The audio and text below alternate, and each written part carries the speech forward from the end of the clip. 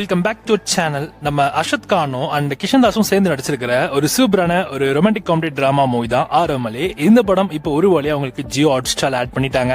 தமிழ், தெலுங்கு, மலையாளம், கன்னடா, ஹிந்தின்னு 5 லாங்குவேஜஸ்லுமே இந்த படம் அவைலபிளா இருக்கு.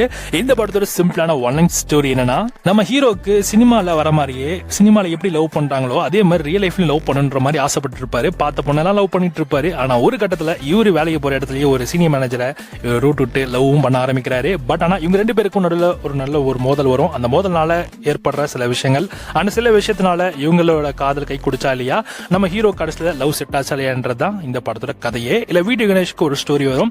அந்த ஸ்டோரி என்னன்றதையும் அவருக்கு ஒரு பொண்ணு பாக்குற மாதிரி நம்ம கிஷன் தாஸ் சொல்லியிருப்பாங்க. ஏன்னா கிஷன் தாஸ் ஒரு மேட்ரிமோனியில வேலை தான் பார்த்துட்டு பாப்புல. ஸோ அந்த வேலையை பார்த்துட்டு ஓகே வீடியோ கணேஷ்க்கு பொண்ணு செட் பண்ணி கொடுத்தாரா. ஸோ அவருக்கும் அந்த கதைக்கும் என்ன சம்பந்தம் அப்படின்றது தான் இந்த படத்துடைய மிச்ச சுவாரஸ்யமான பாட்டு.